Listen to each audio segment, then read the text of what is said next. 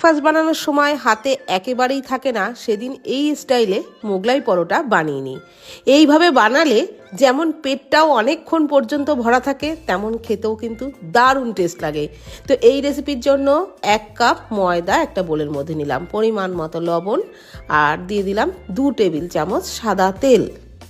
তেল আর লবণ ময়দার সাথে ভালোভাবে মিশিয়ে নেওয়া হয়ে গেলে অল্প অল্প জল দিয়ে ডোটা মেখে নেব।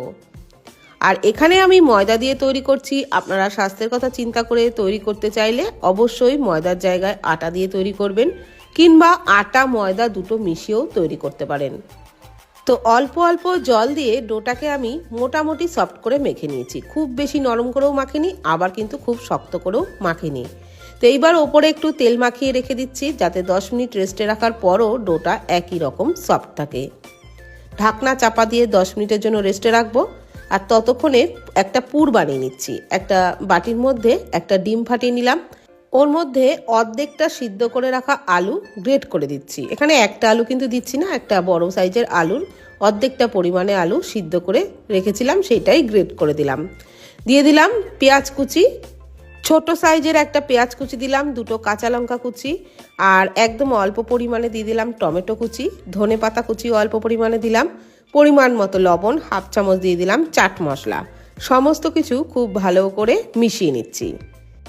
আর এখানে আমি যতটা ডিমের ব্যাটার তৈরি করছি ডিম আলু দিয়ে, এইটুকু ব্যাটারে কিন্তু 2টো মোগলাই পরোটা ভালোভাবে হয়ে যাবে। এইবার বাইন্ডিংয়ের জন্য দিয়ে দিলাম 1 চামচ মতো কর্নফ্লাওয়ার। খুব ভালো করে কর্নফ্লাওয়ারটাকেও মিশিয়ে নিচ্ছি। তো এইভাবে অল্প সিদ্ধ আলু মিশিয়ে মোগলাই পরোটার পুর বানালে তাহলে কিন্তু মোগলাই বানাতেও কোনো সমস্যা হয় না, মানে পুরটা বাইরে বেরিয়েও যায় না। অনেক সময় মোগলাই বানাতে গেলে পুর বাইরে বেরিয়ে যায়, সেক্ষেত্রে ভাজতে অসুবিধা হয়। তো এইভাবে বানিয়ে দেখবেন, কোনো অসুবিধা হবে না। আর পেটটাও কিন্তু অনেকক্ষণ ভরা থাকবে এভাবে বানালে। আর ওদিকে যে 10 মিনিট ঢাকা দিয়ে রেখেছিলাম ডোটাকে, ওটাকেও কিন্তু আমি 2টো ভাগ করে নিয়েছি। একটা বড় বড় সাইজের লেচি তৈরি করে নিয়েছি, শুকনো ময়দা দিয়ে লেচিগুলো বেলে নিচ্ছি। একদম বড় করে পুরো চাকি জুড়ে কিন্তু বেলে নেব। মোগলাই পরোটা সবসময় বড় করেই বেলতে হয়, তাই বড় করেই একদম চাকি জুড়ে বেলে নেব। যতটা পাতলা করে বেলা যায় ততটাই পাতলা করে বেলে নেব। তো দেখুন, একদম চাকি জুড়ে একটা বড় করে পরোটা বেলে নিয়েছি। এরকম একটা পরোটা খেলেই কিন্তু একজনের পেট অনেকক্ষণ পর্যন্ত ভরা থাকে। ব্রেকফাস্টে বানিয়ে দেখতে পারেন, খেতেও দারুণ লাগে।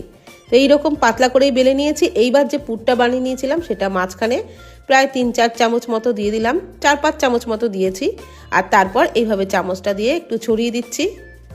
দেখুন, পুর কিন্তু একদমই বাইরে বেরিয়ে যাচ্ছে না। অল্প সিদ্ধ আলু দেওয়ার জন্য যেমন পুরো বেরিয়ে যায় না, তেমন খেতেও কিন্তু দারুণ লাগে। এবার ওই ডিমের গোলাটাই অল্প অল্প করে চারি সাইডে দিয়ে এইভাবে মুড়ে নেব, যাতে করে এই ভাঁজগুলো খুলে না যায়। পরোটার পুরের ভেতর থেকেই ডিমের গোলা অল্প অল্প করে কিন্তু চারিদিকে লাগিয়ে দিয়েছি, যাতে এই ভাঁজগুলো খুলে না যায়। এইবার পরোটা ভেজে নেব। তার জন্য কড়াইয়ে সাদা তেল ভালো করে গরম করে নিয়েছিলাম। পরোটাগুলো দিয়ে গ্যাসের ফ্লেম মিডিয়াম টু লোতে রেখেই কিন্তু ভাজবেন।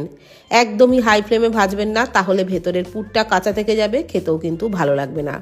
একটু টাইম নিয়ে অবশ্যই ভাজবেন। আর ওপর থেকে এইভাবে তেল ছড়িয়ে ছড়িয়ে দেবেন, তাহলে দেখবেন পরোটাটাও সুন্দর ফুলে উঠবে আর ভেতরটাও ভালো ভাজা হবে। তো এইবার আমি উল্টে নিলাম, উল্টে কিন্তু অপর পাশটাও বেশ ভালো করে একটু ভেজে নেব। তো এইভাবে একটু চেপে চেপে ভাজতে হবে, তাতে করে দেখবেন পরোটা বেশ সুন্দর ফুলে উঠবে। তো ধীরে সুস্থে মিডিয়াম ফ্লেমে কিন্তু আমি পরোটা ভেজে নিয়েছি, তাতে করে ভেতরের পুরটাও বেশ ভালো ভাজা হয়েছে। আর বেশ লালচে করেই কিন্তু 2টো পাশ ভেজে তুলে নিচ্ছি। একইভাবে আমি আরও একটা ভেজে নিয়েছিলাম। আর সবগুলো ভাজার পর ছোট ছোট পিস করে কেটে একটু টমেটো সসের সাথেই খেয়েছিলাম। মাঝে মধ্যেই আমি ব্রেকফাস্টে বানিয়ে নিই, ডিনারেও বানিয়ে নিই। ঝটপট হয়, পেটটাও অনেকক্ষণ পর্যন্ত ভরা থাকে, খেতেও দারুণ লাগে। আপনারাও ট্রাই করুন, খেতে দারুণ লাগবে। আর ভিডিওটি ভালো লাগলে প্লিজ কমেন্ট করবেন।